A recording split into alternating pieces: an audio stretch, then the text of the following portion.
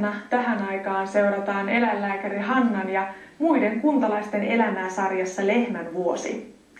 Uusia jaksoja on jäljellä vielä 3 kappaletta, joiden aikana ehtii tapahtua monta käännettä. Tänä iltana pysytellään ajankohtaisissa aiheissa.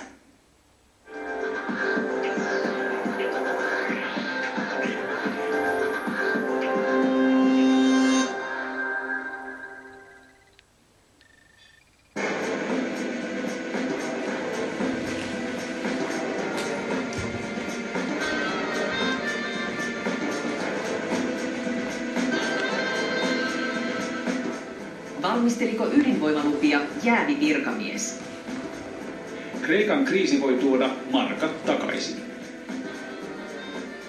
Veikö filippiiniläiskokki suomalaiselta työpaikan? Burmassa louhitaan timantteja alle euron päiväpalkalla. Helisaurus villitsee lapsemme. Tämä on ajankohtainen. Eero Heinäluoma sanoo, että työperäistä maahanmuuttoa ei pidä nyt helpottaa, kun meillä on omiakin työttömiä yllin kyllin. Ei pidä tuottaa kokkeja jostain kaukaa Filippiineiltä, jos pääkaupunkiseudulla on satoja ammattilaisia työttömänä. Vai kuinka se nyt oikein meni? Hok Elanto sai viime syyskuussa työluvat 10 filippiiniläiselle kokille.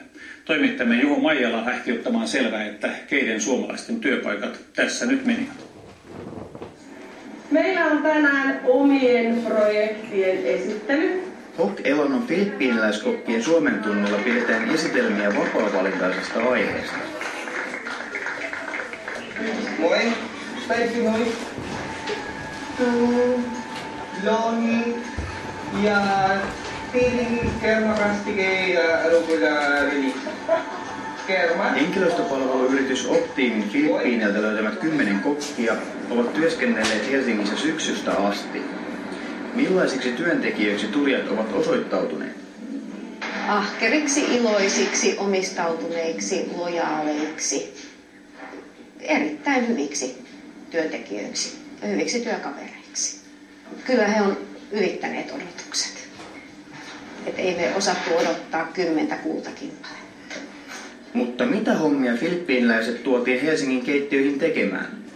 In the kitchen, there are days that I stay at the back to do preparations, and there are days that I stay in front to do the cooking. Yes, and yeah, basically that's it. Työkeittiössä on rankkaa. Et se ei ole sitä, mitä telkkarista näyttää julkistorit tekevät.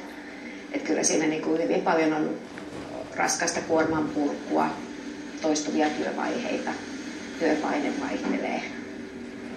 Kyllä ravintola-alalla on jo useita vuosia kärsitty työvoimapulasta. Mutta ravintolapuolella ehkä yksi syy on se, että meidän keittiössä varsinkin, niin siinä tarvitaan sitä ammattitaitoa.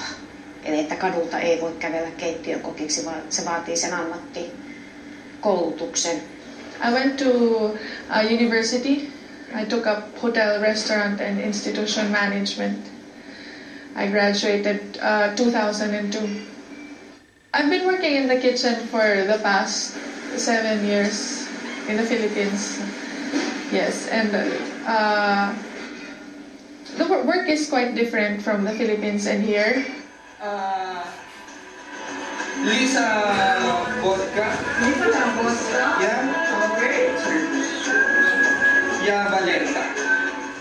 Filippiiniläiskokkien maahantulo ei sujunut mutkitta.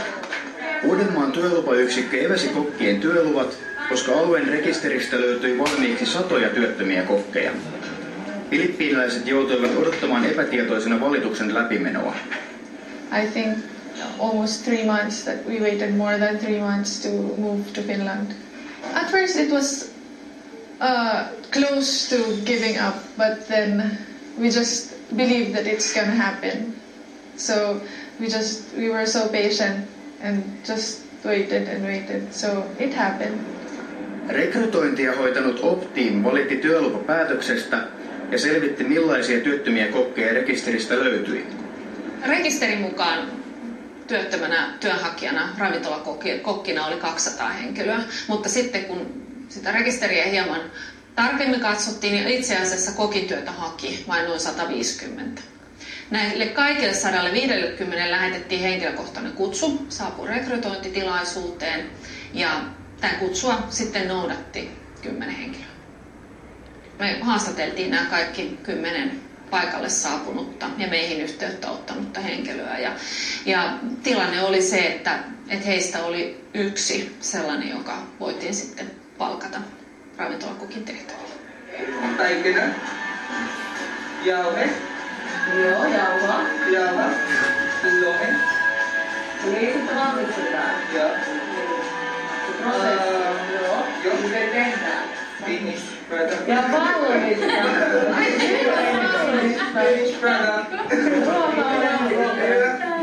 Täällähän tosiaan niin näistä näkyy, niin täällä oli henkilöitä, joilla ei ole ravintola-alan ravintolakokin koulutusta. Ja vähintäänkin sitten olisi ongelmaksi tullut se, että nämä henkilöt ei ollut halukkaita tekemään vuorotyötä. Ja nämä paikat, jotka oli avoimena, oli nimenomaan tämmöisiä, jossa on ilta- ja viikonloppuruokailua. Nämä henkilöt oli sitten jo yli 60-vuotiaita. Heillä on nyt aika pitkältä ajalta sitten, että yli 10 vuotta tässä toisessakin, kun on viimeksi sitten ravintolassa ollut töissä. Suojeleeko saatavuusharkinta suomalaisten työpaikkoja? Tässä on mielestäni erittäin hyvä esimerkki siitä, että kuinka huonosti se toimii. Eli se, että mikä paperilla näyttää yhdeltä, niin todellisuudessa on jotain aivan muuta. Ja tiedän sen, että koska tästäkin asiasta muun muassa EK:n asiantuntijan kanssa keskustelin, niin tällaista vastaavanlainen rekisteri tai tilastojen perkaamisprojekti on tehty muidenkin toimialojen osalta. I work the same way as a Finnish person and I just did my best as any Finnish person who does their best at work. So I don't think so that I've taken the chance for somebody to have a job. Entä miltä filippiiniläistä tuntuu se, ettei unomatyöpaikka, jonka perässä hän on muuttanut toiselle puolelle maailmaa, edes kelpaisi monelle suomalaiselle kokille, sillä nämä työskentelisivät mieluummin gourmet-ravintoloissa? Maybe it's just their choice. I think it's good to have high hopes. If they do, I think it's really nice to have high hopes and eventually fulfill it. If you don't achieve it, it's at least you tried. At least you have hoped of being something or somebody. If you don't get it, it doesn't mean you're a failure. At least you tried and hoped for it. Jos työluvat menevät läpi, filippiiniläisille on tarjottu jatkoa. Aikooko Niki jäädä Suomeen? Totta kai, yes, definitely. Minä pidäisin töihin Suomeen. Is that right? Se on ruuhka. Ei. Ei rahaa. Osta aine. Tässä olivat ajankohtaiset